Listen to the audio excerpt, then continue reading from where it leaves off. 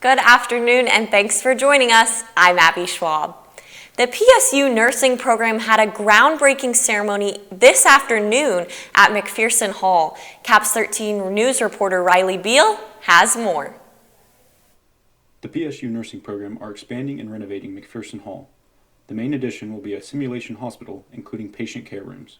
And so on many days we have 200 people in a building that was built for 130. So this will enable us to have admission cohorts up to 120 students. The ceremony recognized those who have been a part of the nursing program, both past and present. Honestly, the Sim Hospital is just going to make a big impact on the learning experience of future generations of nurses here at Pitt State, because the simulation hospital through and through just allows us to have a fail-proof environment to utilize our clinical expertise and judgment as well as our assessment skills. Dr. Steve Scott was also in attendance and took the opportunity to express what the nursing program means to the university. Their enthusiasm for nursing and their attention to detail and the quality of the graduates is something that people want to be a part of. The building is scheduled to be completed for faculty trials next spring and ready for classes to resume in the fall semester. With CAPS 13 News, I'm Riley Beal. Pittsburgh State University has a new president. The Kansas Board of Regents voted on and introduced Dr. Daniel Shipp as the 10th president of the university. Dr. Shipp is currently the Vice Chancellor for Strategic Initiatives at the University of Nebraska Medical Center. According to the Board of Regents, Dr. Shipp brings a blend of educational and administrative experience with a history of leading transformational change. Shipp also has a proven track record of developing and implementing successful enrollment initiatives. Dr. Shipp says it was an easy decision to come to Pittsburgh State University.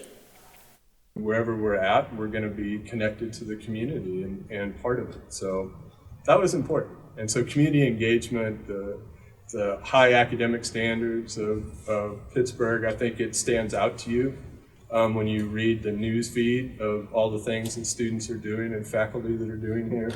I mean, it really blows you away. Dr. Shipp will take over as president after Dr. Steve Scott officially retires in June. A photo exhibit at the Bicknell Center focuses on the relationships one Pitt State leader has made. Dr. Steve Scott will be retiring this summer after 13 years of service. Pictures from his time here at Pitt State are currently being displayed to the public. You'll find familiar faces from former PSU President Dr. Tom Bryant, Freeman CEO Paula Baker, and politicians. Other photos capture Dr. Scott's personality and his family. Students, events, and donors were also featured.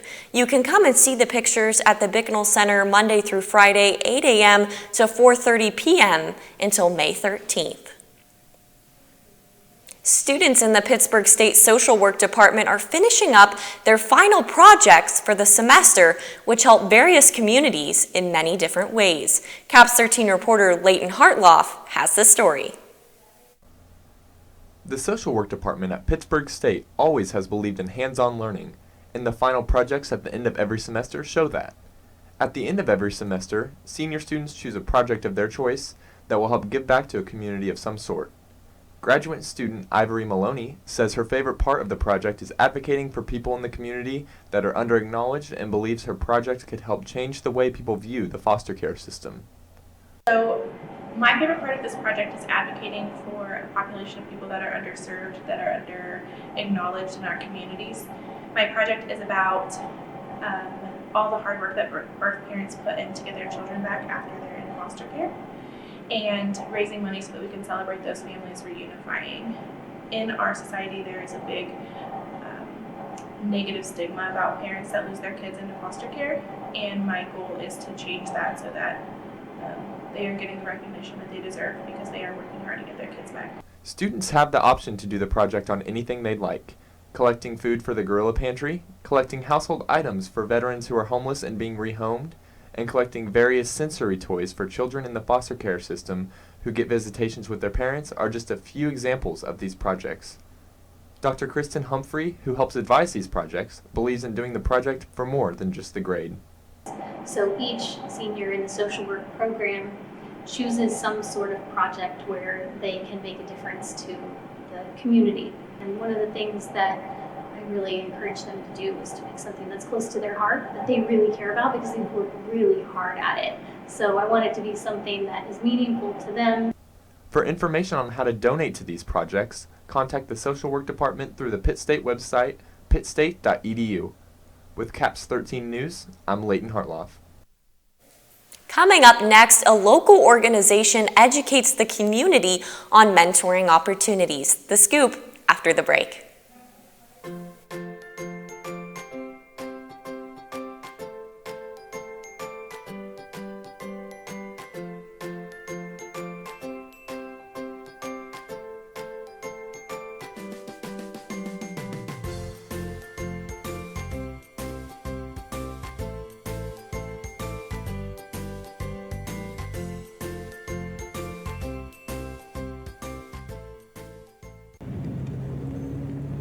Slow down, check your surroundings, put down your phone, and be sure to use caution when using the crosswalk. 5,000 people are killed every year on the road, and someone is getting injured every 7 minutes. Drivers are just as much at fault when it comes to accidents. Be alert at intersections, and keep your foot on the brake in busy public places. Don't let your community be a part of the rising statistics.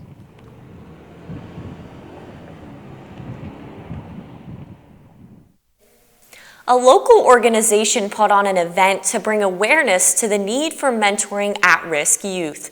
Big Brothers Big Sisters of Crawford County hosted the Great Axe-Spectations at Main Street Axe Company in Pittsburgh on Monday. Pitt State students from the strategic planning class helped promote and create this outreach. Individuals over 21 could attend. They got free food, drinks, and axe throwing. There was also 3 speakers who shared their experiences being a mentor in this program that matches bigs with littles. The area director, Monica Holmes, wants to bring in more volunteers. Our goal for this event, Great Axe-Spectations, is to hopefully find more people to serve as big brothers or big sisters, so mentors for kids that we serve. Also just to spread awareness and share our mission with everybody and let them know what we do. There are currently more than 15 littles waiting to be matched. For more info, you can follow them on Facebook and Instagram or visit their website at kansasbigs.org/b-a-big. The Overman Student Center at Pittsburgh State University provides multiple options to meet the needs of daily life on campus. The Student Center offers a variety of meeting and multi-purpose rooms for student organizations to hold meetings and other events. The Student Center also gives students and faculty a variety of dining options at Gorilla Crossing, different places to relax or study, as well as the campus bookstore where students can find books, supplies, and more. For further information or to make reservations, call the information desk at 620-235-4791 or visit pittstate.edu to see more of what the Overman Student Center has to offer. 6 seniors in the art department create an art exhibit as part of their degree. Their work is on display in Porter Hall's gallery. The senior exhibit is a culmination of all their work at Pittsburgh State University. Department Chair James Oliver oversees the exhibit and design and development course. In the course, seniors have to develop independent work to mount and display in the exhibit. All of the work that you see are all emerging artists from the art department. They'll all be embarking on their own art careers as they graduate and venture out. So we hope that the quality of the work that you see here, it continues to be quality work as they make their career in the art world. The Gender and Sexuality Alliance at Pitt State is teaming up with Q Space to host their annual Pride Prom. The event will be held on Saturday, April 23rd at the Carbon Creek event venue. The event is open to the community. Ages 16 and up can attend. Pride Prom will start at 7 p.m. Snacks and drinks will be provided. After the break, a local thrift store finds a way to give back to the community. That's next on CAPS 13.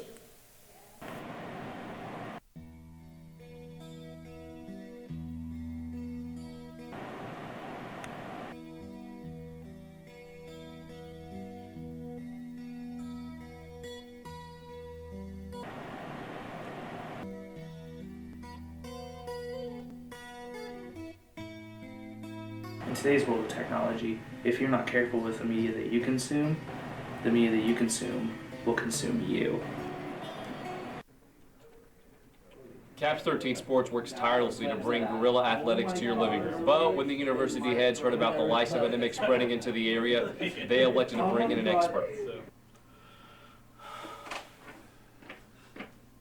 Good luck, man.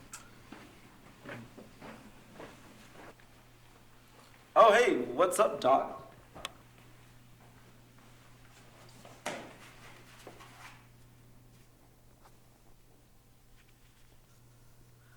Is everything okay?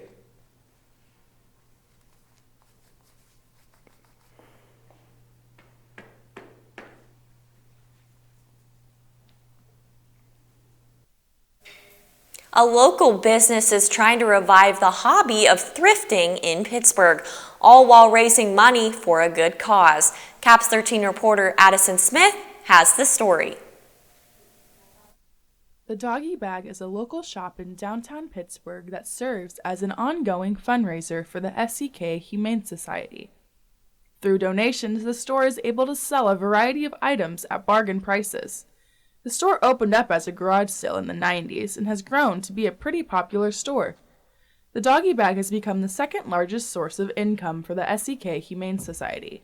I think that what we see here is like a lot of people really like to support this place because they care about animals or they've adopted animals from the shelter. And so we just see so much generosity from the community, and I feel like people are happy to donate here because of that. And I feel like it's just a cool eclectic place to come shop. And so I hope that people are like happy when they leave here too. To bring in new customers and revamp the store, the Doggy Bag recently moved locations. Although they are still located in downtown Pittsburgh, their new location is located at 514 North Broadway. Before we were at like over 5,000 square feet, and it was just an insane amount to work with, and here we've decreased the size by like 50%. And so we've been able to really hone in on pieces that we know are going to sell. I hope that we'll just have more business because of it, because we're going to be closer to Block 22. Although the store has changed quite a bit inside the store, the operations and prices have remained the same. For Caps 13, this has been Addison Smith. Root Coffee House changed their photo exhibit with work from a new artist. A senior in graphics and imaging technology, Seth Potter, has 5 photos on display at Root. The photos are in his upcoming photo book, Walk With Me. It will launch May 1st on his website. The book is a collection of images taken over the last several years of street photography and photojournalism from the southeast Kansas area. Potter has been taking pictures since he was 6 years old. He discovered his passion for photography when his wife gifted him an old camera of hers in 2013. You can purchase prints of the photos on his website, www.sethpotter.com. With summer right around the corner, some have already started planning their road trips. Individuals need to make sure that their vehicles can withstand a long road trip. Caps 13 reporter Abby Nielsen has this story. Making sure that gas is in your car isn't the only thing we have to make sure is in our vehicle. There are many other things we have to check in order for our vehicle to withstand a long road trip. Open up the hood, check out their oil, their transmission fluid if they have automatic transmission. Make sure your air pressure's up on your tires, and make sure you have your spare tire full of air and everything else, that it's not flat, because you might need it. Checking the oil in your car is one of the most important things to check. With little to no oil left in your car, it can cause serious problems. It's very important because if you don't have it, you can in fact kill your car and create multiple problems that in order to make it drivable again, you have to pay a lot of money to get it going again. It can be overwhelming trying to learn how your vehicle works. Most helpful thing that I've used is Google and YouTube. Google will tell you the stuff that you need in your car, and YouTube can show you exactly how to check it, how to replace it. Reporting for Caps 13, I'm Abby Nielsen. This weekend, the city of Pittsburgh will put on the first farmers market of the year. The market will remain open on Saturdays from 8 a.m. to 12 p.m. until the last Saturday in October. Starting on June 8th, the farmers market will be open on Wednesdays from 4 p.m. to 6 p.m. The market is located right next to the Pittsburgh Middle School. Vendors sell locally grown produce as well as seasonal items such as baked goods, meats, jams, and flowers. The market strives to provide healthy foods for all community members, with many sellers accepting EBT and SNAP. Pitt State softball played against the Missouri Southern Lions last weekend. Stay tuned for sports on Caps 13 News. So you good, man? Yeah, I'm good. All right, this is all you. Tune into Caps 13. There is literally something for everyone to watch. TV, movies, sports, news. It's all guerrilla-made content. The students have spent hundreds of hours preparing it just for you. The least you can do is tune into channel 13 on your TVs. Caps 13. That's all I want to say, I think. Sounds good, man. That sound good? Yep, I like that. That was great.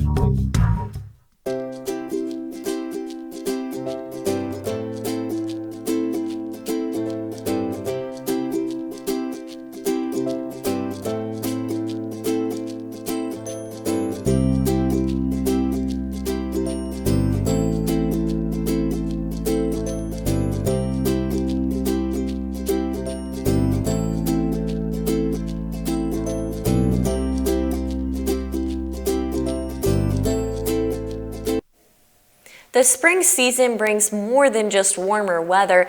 It's also time for sports like track and field, baseball, and softball.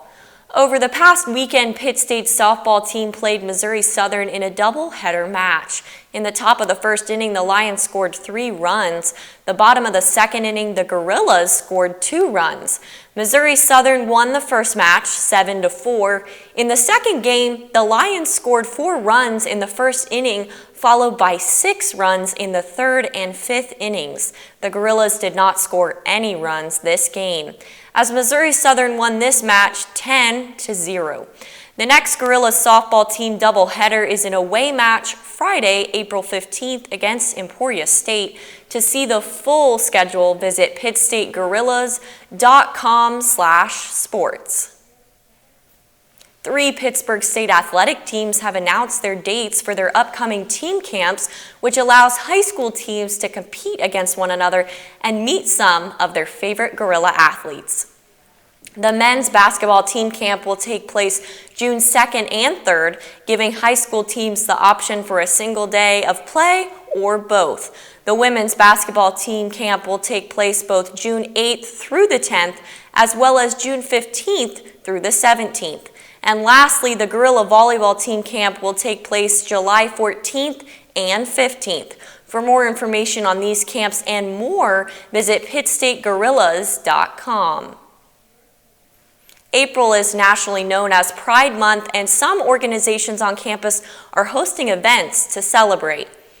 Pitt State organization GSA supports the LGBTQIA+ community as they put on celebratory events to showcase activism. The organization kicked off campus-wide Pride Month by hosting its 2nd annual drag show. The show featured local drag queens and kings, including Sean Tyler Davis, Onyx, and more. Performers had multiple acts that included singing and dancing. It's been really intense. Some of us live out of town, so they have to commute to here for it. But aside from that, it's been really intense and just really fun. Pitt State's GSA has and will have other events this month. On April 20th, they are hosting a queer arts and craft fair. Be sure to check out their Instagram page to know what other events are coming up. The annual Pittsburgh State Meritorious Achievement Award reception will be held this week. These awards are presented to alumni who have demonstrated professional growth and advancement over time. Candidates must have taken a minimum of 30 hours at Pitt State, at least 25 years before their nomination. The event will be held at the Wilkinson Alumni Center on April 15th from 3 p.m. to 4:30 p.m. That's our show for the week. Thanks for watching. We'll see you next week.